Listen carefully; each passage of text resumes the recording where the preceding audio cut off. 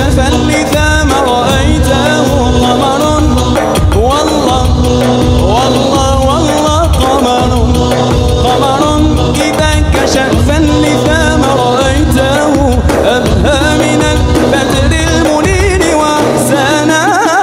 ربنا يا ربنا يا ربنا يا حي يا قيوم.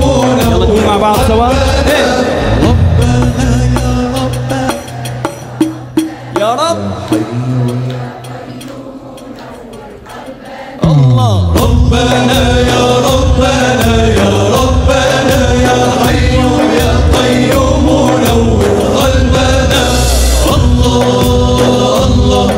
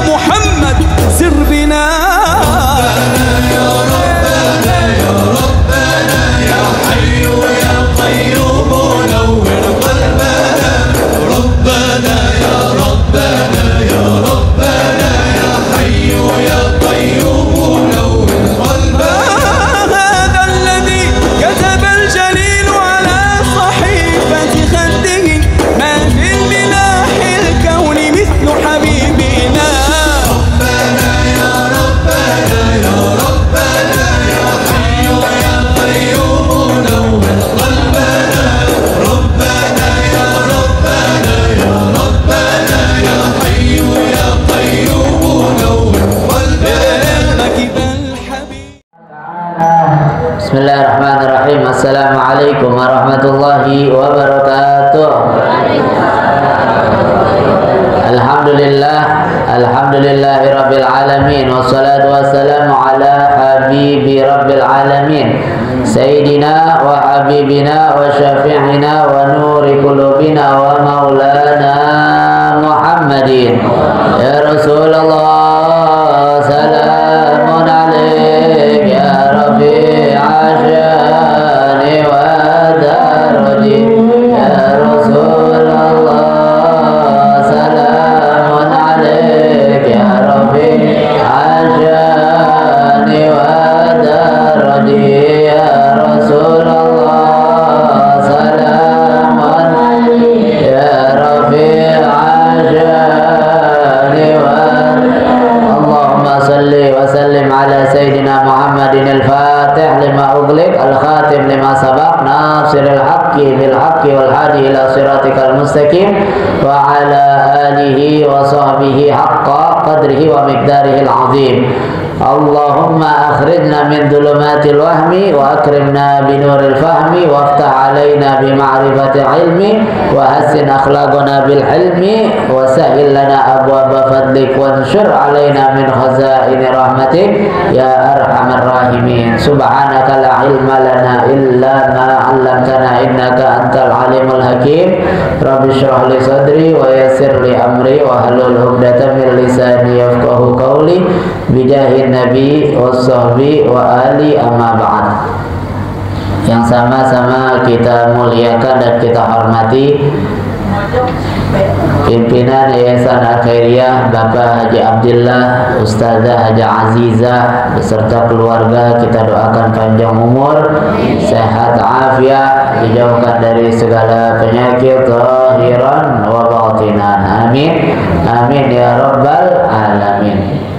Segenap para hadirin hadirat, para asatizah, para guru, para sepuh hadir bersama kita, Bapak Haji Sa'ari, Bapak Haji Barullah, Bapak Madinah Haka dan juga Bapak Muhammad Ali, Bapak Ustadz Abdul Qahar, Ustadz Sarwani dan seluruhnya. Mudah-mudahan kita doakan panjang umur, sehat afiat. Hadirin hadirat yang dimuliakan oleh Allah Subhanahu wa taala, alhamdulillah kita bersyukur pada Allah Subhanahu wa taala. Pada pagi hari ini kita kembali berkumpul, duduk, hadir, sholat subuh berjamaah, kemudian berzikir, khatmul Quran.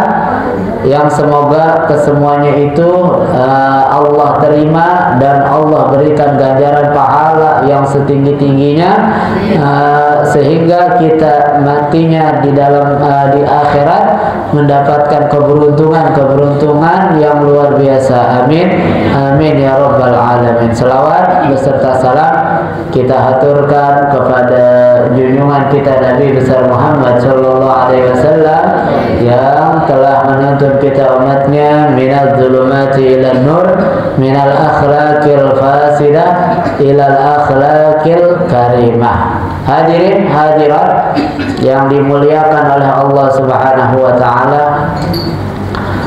alhamdulillah kita langsung saja lanjutkan, yaitu kajian daripada kitab Bulughul Maram, yaitu sampai kepada hadis yang ke-9. Hadis yang ke-9. Alhamdulillah. An Abi Qatadah, dari Sayyidina Abu Qatadah.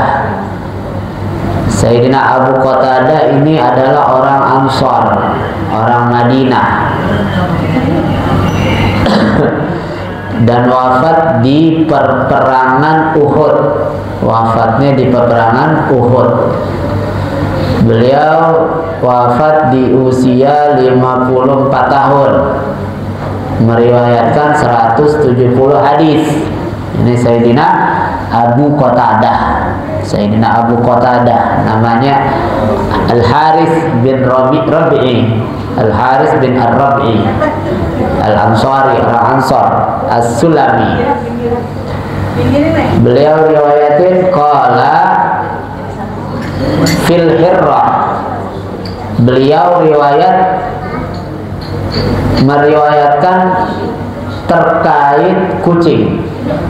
Terkait kucing.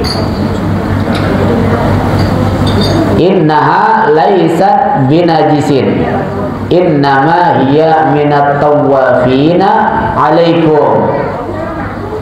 Akhrajahul arba'atu wa sahhahahu Tirmidzi wa Ibnu Khuzaimah.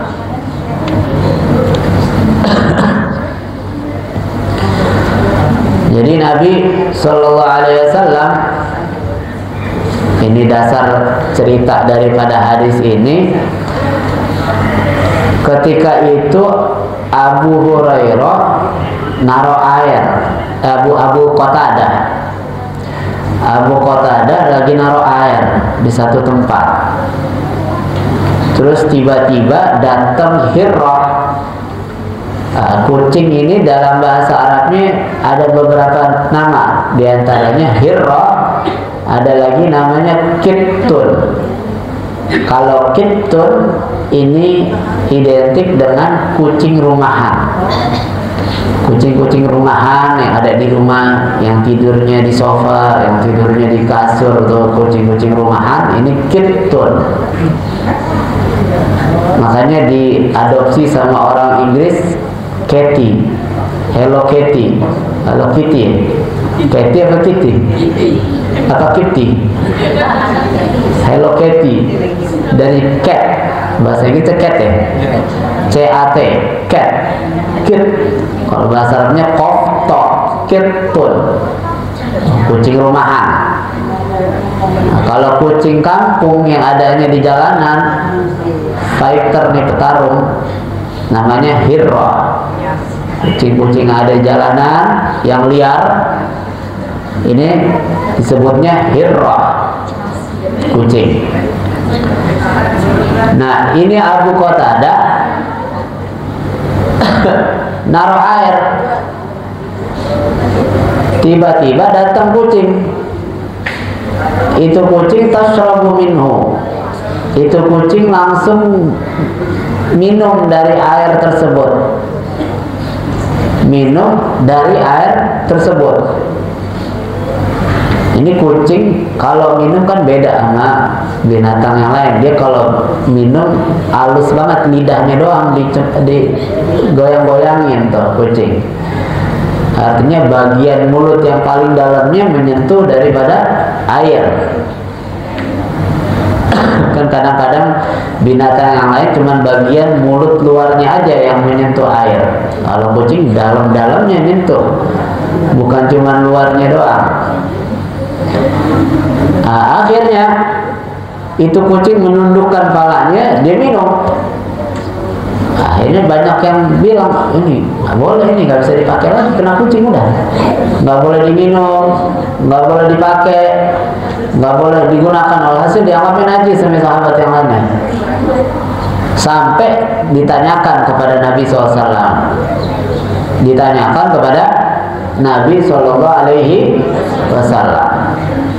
Nabi bilang, innaha laysat binajasin fala yunajjisuhu ma la masathu. Atau riwayat yang ini yang tadi kita baca, innaha laysa binajisin innama hiya minat tawafina alaikum.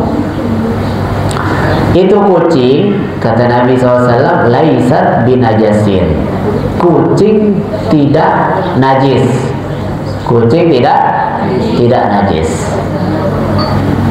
Kenapa? Innama hiya minat tawafina alaikum, karena itu kucing adalah termasuk hewan yang selalu berkeliaran di sekeliling kita, ada di sekitaran kita selalu, nggak musnah-musnah, udah hilang tetap ada. Ini buktinya di sini nih, yang punya kucing udah pindah rumah, kucingnya dibawa semuanya. Kan harusnya nggak ada kucing tuh, tapi tetap asal malam ada lagi kucing dari mana-mana datang. Begitu datang lagi tuh kucing, kucing hitam, kali ada yang punya nih kucing hitam, pakai kalung tuh kucingnya.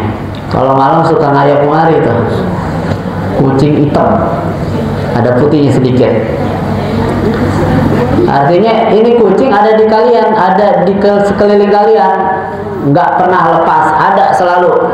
Begitu, artinya nih kucing suci, kucingnya suci. Apa yang diminum bekas kucing itu air suci. Beda dengan yang kemarin yang kita bahas tentang apa namanya anjing, maka itu jelas najis mughalladh, najis yang berat. Kalau kucing enggak, kata Nabi, kucing itu suci. Laisa binajasin. Terus gimana kalau seandainya tuh kucing nyenggol najis, nyenggol najis, habis makan bangkai tikus misalnya, nemu di jalanan tuh ada bangkai tikus dimakan, atau dia tangkap sendiri tuh tikus, dia tangkap hidup-hidup dia makan. Bangkai bukan tuh, bangkai, karena kucingnya nggak, tikusnya nggak disembelih kan, tikusnya nggak disembelih sama tuh kucing, main caplok aja udah. Itu bagaimana? Kata ulama ini, kalau modelnya begitu, kalau emang kita lihat dia nyenggol itu najis, terus langsung kita lihat dia nyelupin mulutnya di air atau nyenggol mulutnya kena kita, maka itu najis.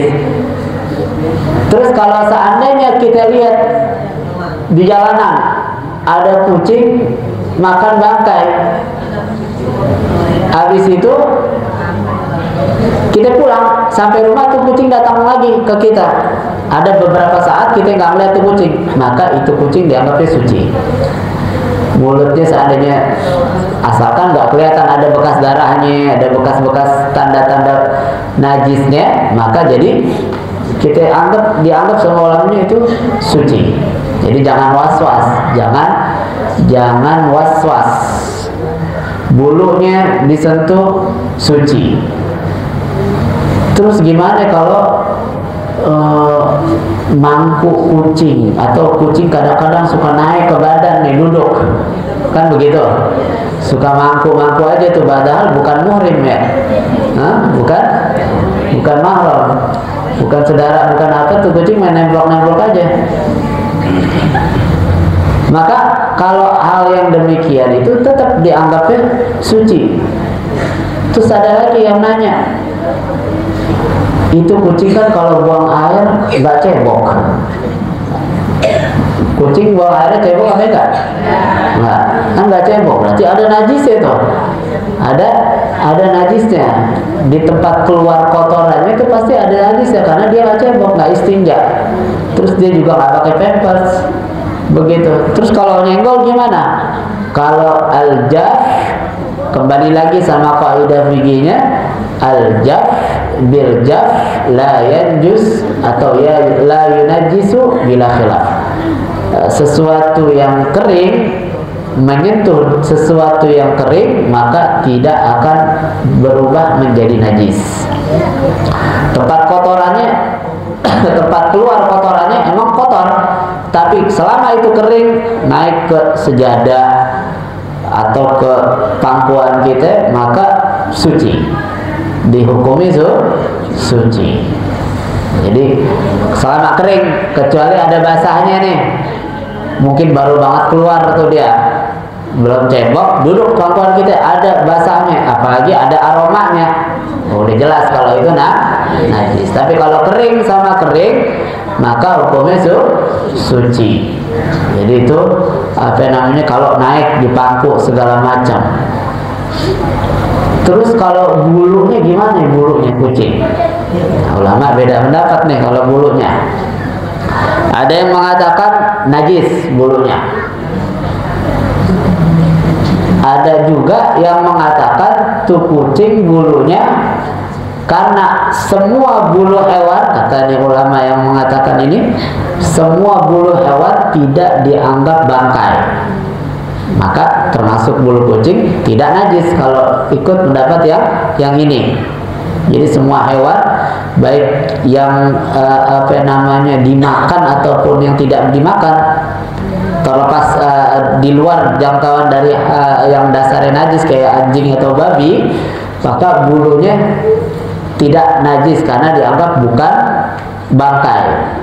Kalau misalnya ketemu kaki sapi di jalanan, nah itu jadi bangkai karena terpotong dari jasadnya, tapi bulu enggak termasuk, katanya ulama.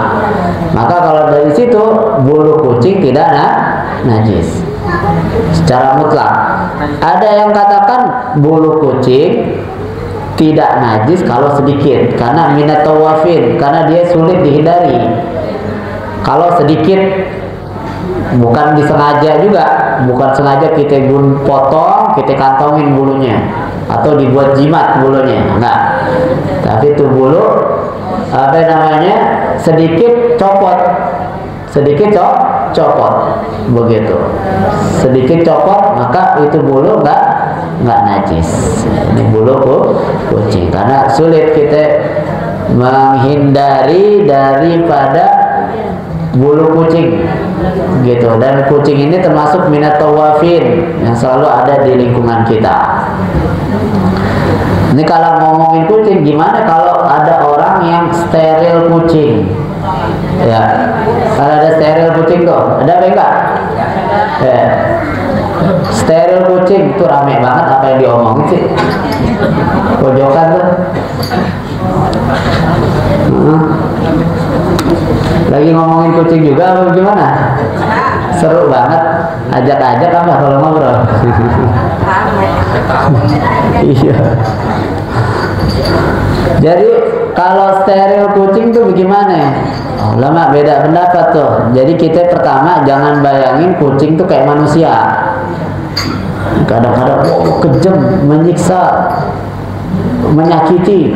Sebab hasratnya binatang dengan hasratnya manusia beda, begitu.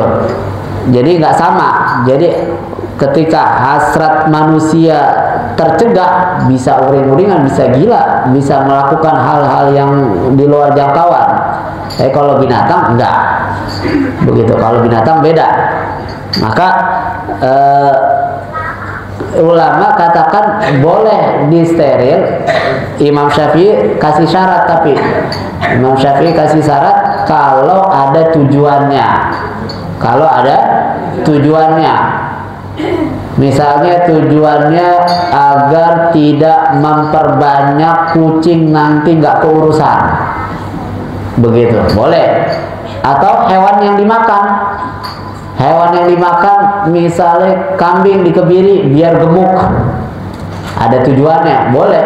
Sebab ada riwayat Nabi pernah sembelih kabshen, agret, amlaet, apa namanya, terus ma'jur. Itu kambing dikebiri, kambingnya dikebiri. Terus Nabi nggak melarang, artinya boleh mengkebiri, dengan catatan Imam Syafi'i katakan harus ada tujuannya, harus ada tujuannya. Kalau yang laki-laki, kalau manusia gimana dikebiri? Kalau manusia beda lagi pembahasannya. Kalau emang tujuannya darurah, ada satu hal yang mengharuskan, apa namanya, boleh dilaksanakan, tapi dengan syarat yang banyak, dengan syarat-syarat tertentu. Kita ngomongin kucing aja, kalau ngomongin orang terdosa, betul apa enggak? Kalau ngomongin orang dosa, ngomongin kucing dosa apa enggak? Enggak. Makanya ngomongin kucing aja nih hari, ngomongin kucing, begitu.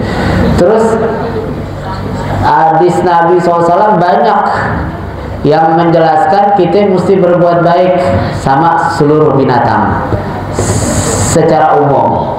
Innallaha katabal ihsan ala kulli syai'. Nabi bilang tuh, hadisnya panjang.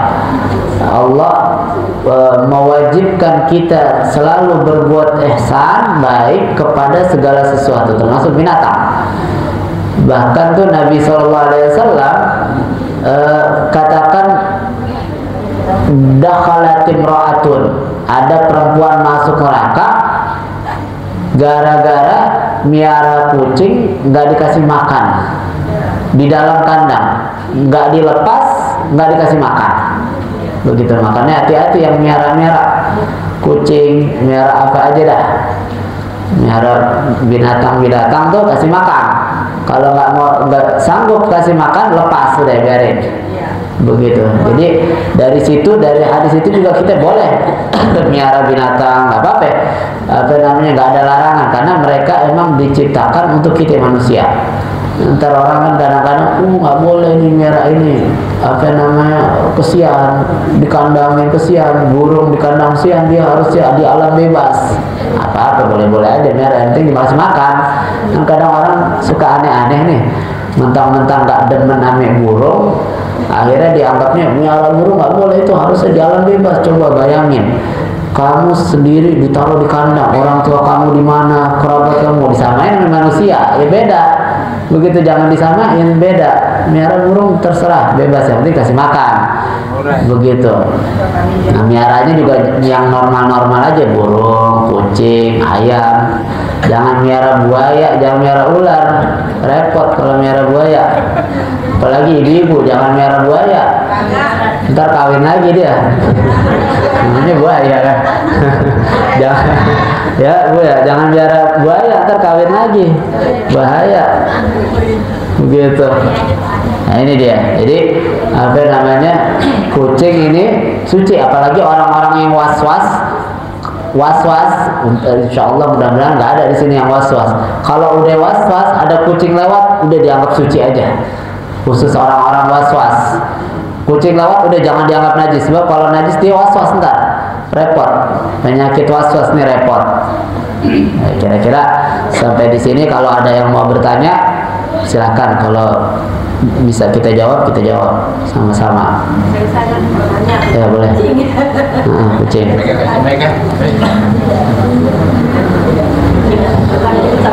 Jangan nanya buaya kenapa kawin lagi ya.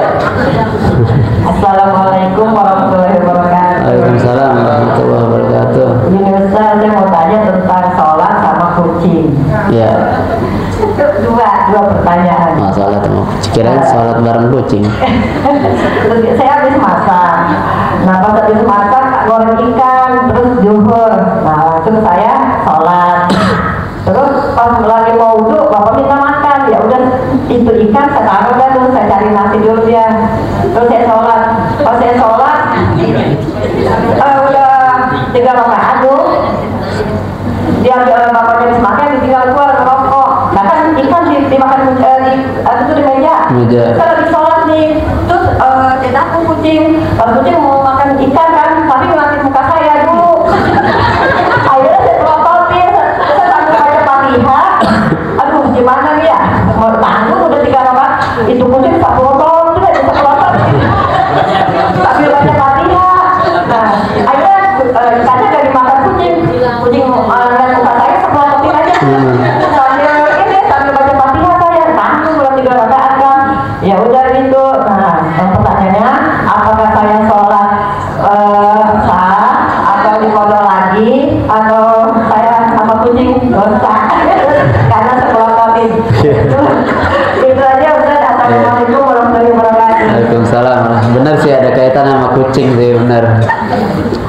Jadi itu kucing asal sore ngaji di sini. Jadi dia punya adab, mau makan aja ngelihat yang punya. Kalau dia songong main bawa kabur aja, padahal dia menang, nggak bakal kena, dikejar itu. Ya, jadi sholat kita, kekhusyuan sholat kita terganggu sama kucing. Kekhusyuan sholat kita terganggu sama kucing. Memang di dalam sholat itu nggak ada tuh rukun sholat khusyuk, nggak ada. Tapi itu adalah ruhnya sholat. Artinya kesempurnaannya sholat harus dengan hudurul qalbi, hadirnya hati. Artinya apa yang dibaca dia paham.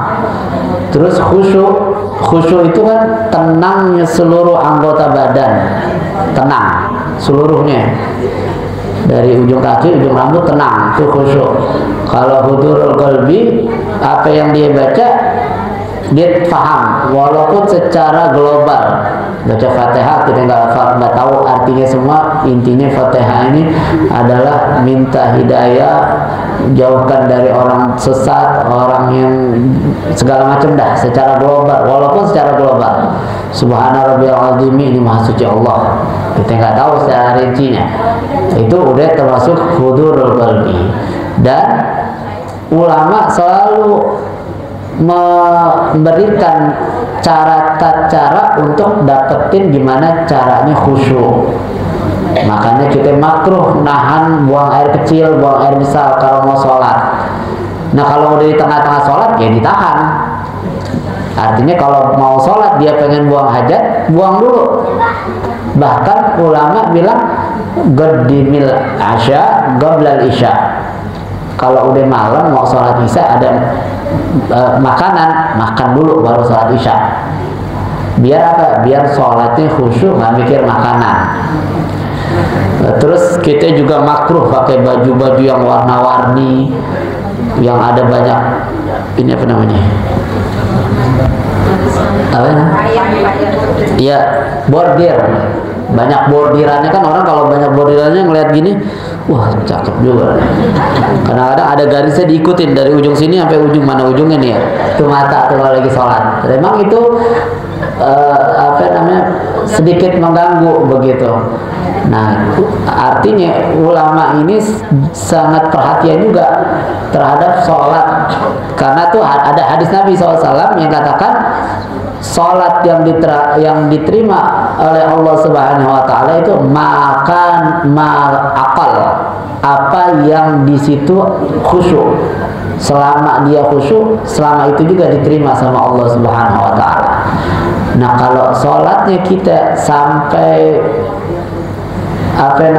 sekiranya gerakan kita atau perbuatan kita itu dianggap lahu, main-main, dianggap main-main. Misalnya main-main, anak kita ini lagi jalan, kita toyol gitu lagi sholat nih, nah, itu kan main-main nih. Maka main-mainnya itu menurut Imam Syafi'i, sebagian Imam Syafi'i katakan dapat membatalkan sholat. Nah, kalau hilang khusyuknya, maka dari sisi ilmu fikihnya maka nggak membatalkan sholat. Begitu, tidak membatalkan sholat. Sebab orang yang imam salah, makmum ngingetin subhanallah kan begitu. Itu subhanallahnya bukan dengan niat ngingetin. Kalau dengan niat ingetin dia bisa batal tuh puasa sholatnya. Subhanallahnya subhanallah aja. Terus jangan semuanya baca subhanallah. Kalau semuanya baca subhanallah akhirnya jadi tahlilan kan. Subhanallah, semuanya subhanallah. Udah yang di belakang imam aja yang baca subhanallah udah cukup, biarin. Yang lain diemin. Atau salah surat yang benerin yang belakang imam aja, yang lainnya udah diem, jangan. Walaupun kita tahu udah ada yang benerin, udah diem. Begitu, biar nggak rame, makin gaduh kan. Artinya sekiranya itu bikin paling kita dari khusyuk, maka apa namanya itu mengurangi kesempurnaan sholat. Untuk batalnya sih nggak batal, cuman kurang sempurna aja sholatnya, begitu, kurang sempurna. Kira-kira begitu. Wallahu a'lam bishawab. Ada lagi dah.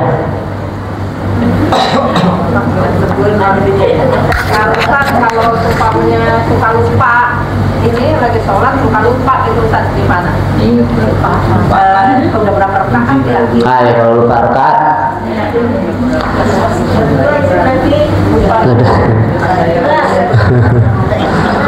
Kalau sering lupa, kalau sering lupa tuh obatnya banyak baca Quran. Nah, pas banget kan kita sering baca, kita kan sehari-hari membaca Quran kan. Nah, ini dalam rangka untuk supaya nanti tuanya nggak pikul. Banyak baca Quran. Nah, kalau lupanya di dalam sholat dan itu adalah rakaat sholatnya, maka gampang. Kita ambil dulu yakinnya di mana. Ini rakaat kedua atau ketiga. Cari dulu yakinnya, nggak ketemu juga, masih ragu. Ya udah, ambil yang paling sedikit. Antara 2 dan 3, oh ini baru 2 rakaat. Udah, lanjutin. Kalau emang itu baru 2 rakaat, sholat maghrib kurang 1 lagi. Begitu. Udah, setelah tahiyat akhir kita tambahin deh sujud sahwi. Sujud sahwi. Bacaannya subhanalladzi la yanamu wa la yashu. Susah nggak apa-apa ngapal ini subhanallah begitu aja dah. Subhanallah sambil diapalin subhanalladzi la yanamu wa la yashu begitu. Sambil di sujud sahwi 2 kali. Sujud subhanalladzi la yanamu wa la yashu. Duduk antara 2 sujud lagi subhanalladzi la yanamu wa la yashu, baru langsung salam. Begitu kira-kira. Wallahu a'lam bishawab.